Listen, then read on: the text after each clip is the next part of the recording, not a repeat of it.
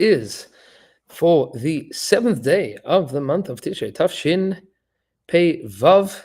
We are more than halfway through Asher Simichuva on our way to Yom HaKippurim, and we are holding at the bottom of Daf Lamed Zayin Amud Beis, Lamed Vav Amud Beis, going on to Lamed Zayin Amud Aleph, which is our Amud for today, and we are at the very bottom of Lamed Vav Amud Beis, where we had been discussing Ashishim, which were kinds of breads, discussing whether or not an ashisha is something that you could use for matzah. And the Brisa tells us at the bottom of Lamed Vav Amud Beis, Tan Rabban, Brisa says, "Ein ofen pas ava."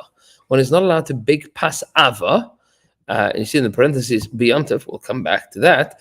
But Pesach, you're not allowed to bake pas ava, thick pas, on Pesach. Divrei Beis Shammai, this is the opinion of Beis Shammai.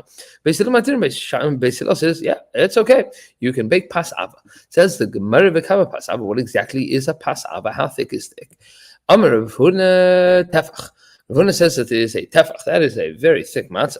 She came matzin b'lechem apanim tefach, because the din was b'lechem apanim. The lechem apanim was a tefach thick. That's a handbreadth thick. That was a very thick lechem apanim. And says Rav Huna, you were allowed to make your pas ava as a tefach. Maskif la Rav Yosef says, hold up a second. Im Amr Rizrizim, when it came to the lechem apanim in the Beis Hamikdash, which had to be non-chametz, but that was made b'zrizim, that was made by the Kohanim, who were very, very meticulous in everything they did. Yomi b'sheinim zrizim, you'd say the same din applies by people that are not so meticulous, everybody at home.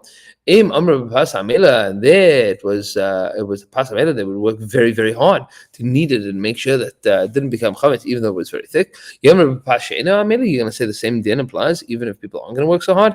Im Amr b'eitzim yaveshim, and with regards to the bread in the Beis Hamikdash, they would make sure that all of the wood was very, very dry. Yomi b'eitzim lachim, you're going to say the same thing is true b'eitzim lachim with wet wood, which doesn't get so hot, which takes a long time to warm up, which gives more time for it to become chametz. Im amar v'tana cham, if you're going to say that in the Beis Hamikdash they had very hot ovens. Yom v'tana tzoni, you're going to say at home, the home oven is not the same as the industrial oven they had in the Beis Hamikdash. Im amar v'tana Maseches in the Beis Hamikdash, they had ovens that were made out of metal. Yomi v'tana shel cheres, but at home people only have, in general, they only have clay ovens. It's not going to get as hot. Meaning, all of the circumstances to make thick matzahs that didn't become chametz in the Beis Hamikdash, you don't have at home. So how could it be that the same din applies from the Beis Hamikdash to at home? That is the question that the Gemara is entertaining. Says the Gemara, Amar Rabbi Yirmiyah bar Abba. I also, Rabbi Yirmiyah bar Abba says, Sheilta says, Rabbi biyichud. I asked my Rabbi in private. We're having a private conversation. Umanu, and who is his Rabbi? Rav. His Rabbi was Rav. And the Gemara has a different interpretation. Those that say Rav Yirmiyah bar Abba Amar Rav. Rabbi Yirmiyah bar Abba said in the name of Rav. This is Rabbi Biyichud, that I asked my Rabbi in private. Umanu, and who was Rav's Rabbi? Rabbeinu HaKadosh. That's Rabbi Yehuda Anasi. My pas ava. I want to know, what is this thing called pas ava? Meaning, Beis V'kama ava, the first interpretation that Beis Hillel is going to permit. So Rav Huna says that it's a tefach, and Rav Yosef says it cannot be that, and says Rav Yirmiyah, or alternatively Rav, I asked my Rabbi, which might even be Rabbi Yehuda Hanasi, what exactly does pas ava mean? So he says pas ava means pas meruba. It means not one bread. Sorry. It doesn't mean one bread that is very thick, but it means many, many, many different loaves, meaning lots of breads, not one thick one, but lots. That's called pas ava. Va'amai correlate pas ava. Why is it called pas ava? One thick loaf, mishum defish belisha, because it takes a long time to knead all of that dough that you're going to break up into different little matzahs. V'iba, you say, alternatively, you want to say maybe in the place of this Tana that taught this brisa, lepas meruba, pas ava correlate, that they called multiple breads, meaning large quantities of bread. They call that pas ava, just big breads. My timer, what would be the reason then that Beis Shammai says not to make them? Beis Shammai says don't make lots of bread on Yom Tov, on Pesach. Imishum dekacharach. If this is because it takes a lot of work, and in general you're allowed to bake bread on Yom Tov, but tircha de lo tzarich, but this is more work than is necessary. My irbe Pesach. Then why does the Brisa tell me about Pesach? I feel Yom Tov Nami. Maybe this is also on Yom Tov. The same thing would apply on Yom Tov, not just on Pesach. So yeah, you're right. We are talking about Yom Tov, and the reason that Beis Shammai is going to answer this is because it's a lot of work, and that work that is unnecessary on Yom Tov is forbidden.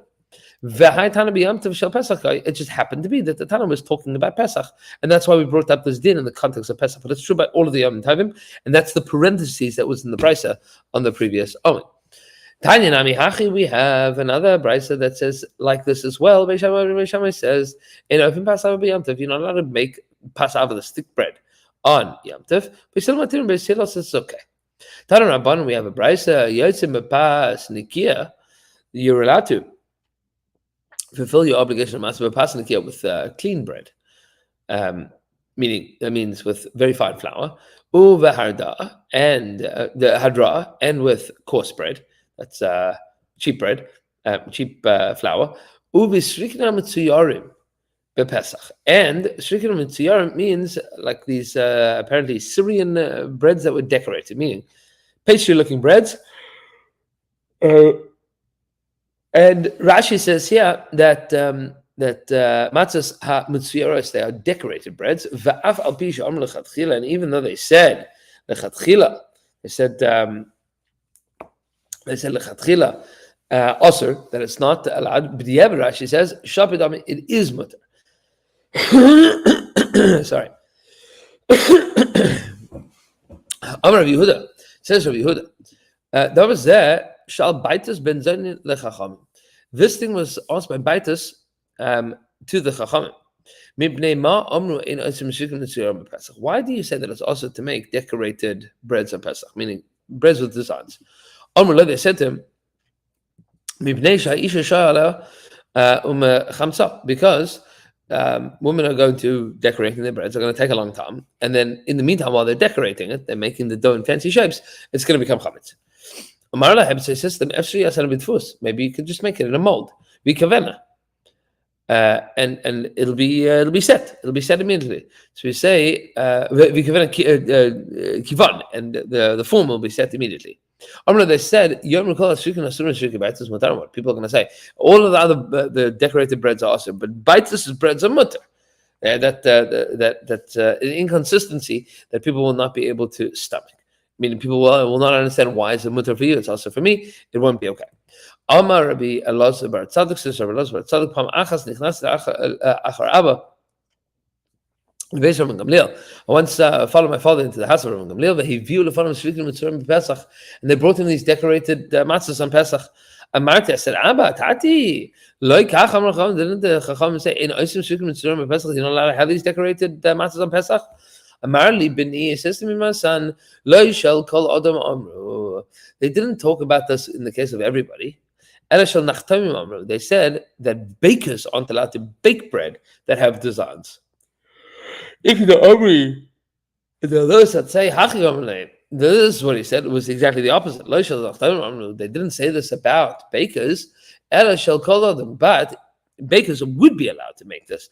But every regular balabas is not allowed to make it. So either or.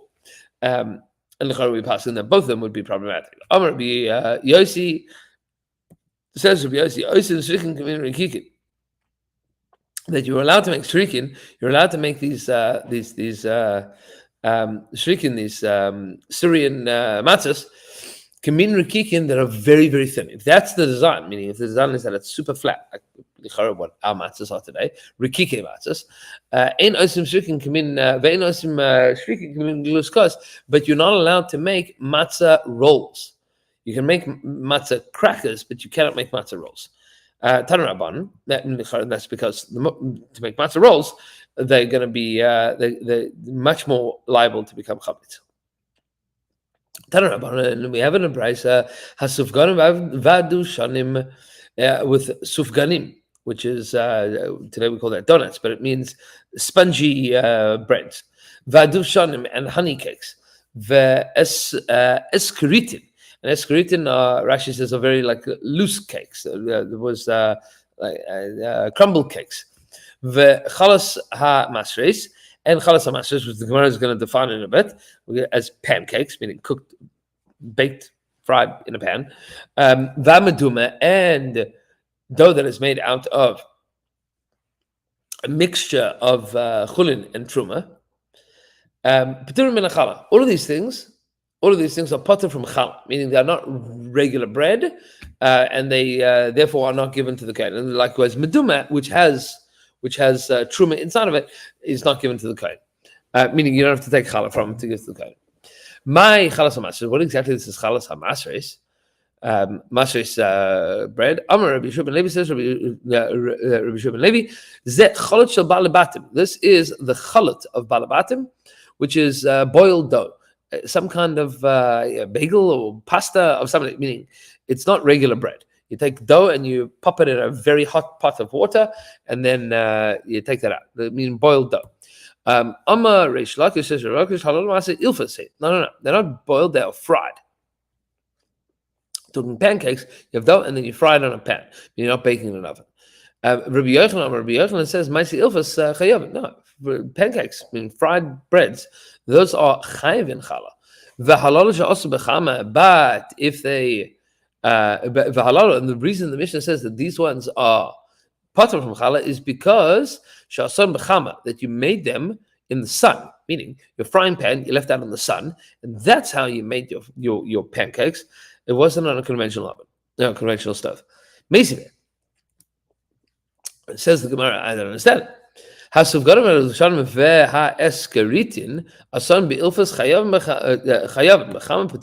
If you made all of these things in an ilfas, in a pan, chayavim, you'd be chayav. But if you made them in the sun, you'd be potter. So how can you say that these things are made in a pan? Meaning, Rabbi Yochanan says, "Maaseh ilfas chayavin." That these maaseh ilfas are chayav halalu she'asu b'chama, but the ones that are made in the sun, they would be. That's why they're potter. So we said, no. If they're made in a pan, it is always going to be chayav. But if it was made in the sun, it's going to be potter. So we said, to Rabbi Shimon Lakish, this is now a rejection of Rabbi Shimon Lakish. Amar Ula says, meaning the support of Rabbi Yochanan. Amar Ula says, Amar Lach Rabbi Shimon Lakish said, no, what are we talking about here? Tiach. First, you heated it in the frying pan with a sof hidbik. Then you stuck it on to the walls of the oven. Meaning, what are you talking about here? You heated up the frying pan with a sof hidbik, and then you stuck it in. Aval hidbik, but if you stuck it into the pan with a sof hirtiach, and then you put it out in the sun, what's the din? So we say, would this also be potter? Right? Meaning you heated up the whole thing, the pan and the bread all together in the sun. So we say, at the time, since the end of the brisa says, Asar mecham v'paturim, if you made it in the sun, it's potter, liflag. It should instead say, v'litne bedida, and talk about the thing itself. Meaning, what does it mean, liflag v'litne bedida? Let's talk about this thing itself. So Rashi says, "Shirtiach ha'ilfas v'achar kach hidbipa halechem dahavla ke'ein ma'asetanu hilcha chayav." You should say that if you heated it up, that if you heated up the bread, the pan in the sun, and then you put the bread in it, it's exactly the same as if you stuck it onto the walls of the oven, which is how they would make bread, right? That's why taking down bread was called rudias apas. You have to peel the bread off of the walls of the oven. If you did that, the technology would work exactly the same way. You're not cooking it in the sun; you're cooking it in a pan that was heated in the sun. So it's a aval hidbik. That's where you'd be potter. So says the Gemara, no, there's words that are missing in the brisa. This is what's really being said. But where are you going to be potter? That you heated it up. Where are you going to be chayev? If you heated it up in the sun, heated the pan, and then you stuck the dough. Aval hidbik, but if you stuck it on and then you put it out in the sun, that's called as if you made it in the sun, meaning not on a pan, but in the sun by itself. And that would be potter. Tashma, come and hear the following proof or rejection. Yotzim b'matzah hina. You're allowed to fulfill your mitzvah of matzah with matzah hina. What's matzah hina? Says Rashi. My matzah hina, as we'll see in a second. Matzah fuyu ilfas, and matzah that is baked in an ilfas, in a pan. Hachanami shiratiach. So in such a case, we are talking about meaning matzah ilfas, and you can fulfill the mitzvah with matzah that is made in ilfas. So we say hachanami. In this case, also shiratiach, that you made it, that you heated up the pan in the sun, and then you stuck it on. We're not talking about a pancake. We're talking about a pan that is used as an oven. And now the Gemara is going to ask, my matzah hina. What exactly is this matzah hina? Amar Yehuda, Amar Shmuel, says Yehuda in the name of Shmuel, Kol sheparsa ve'ein chutin imshachim himena. Anytime that you would cut through it, and you don't have strings, you don't have like the strands of dough going from one side to the, meaning it's cooked enough that it is moist, but it's still soft, but it's not doughy in the sense that it doesn't have strings of dough that are still running across it. Or Rabbi says, the same din applies to the lachmei toda, to the toda that had to have, there were 40 loaves that came along with the korban toda, and the same din applies. You're allowed to use this soft baked bread. It says the Gemara Pshita. This is obvious. It says there by the lechmei toda that it says lechem. With regards to matzah, it also says lechem. What we do is said since the pasuk says that you have to offer from it echem mikol karban, one from each karban, echad shelo litol brus. It has to be one that you cannot that you can't break it. V'achanami come in the brisadami, and since it's not completely baked, kamin de prisadami, it's not like it's its own whole loaf. Kamash malan, that it is its own full loaf of bread, and that matzah hina you can use for both matzah, for leil haseda, and for the lachmei toda. Kamash malan, that is what the Brisa is coming to teach us. And Be'ez Hashem Yisbarach, to be continued with Lamed Zayin Amud Beis tomorrow. Everybody should have a wonderful evening.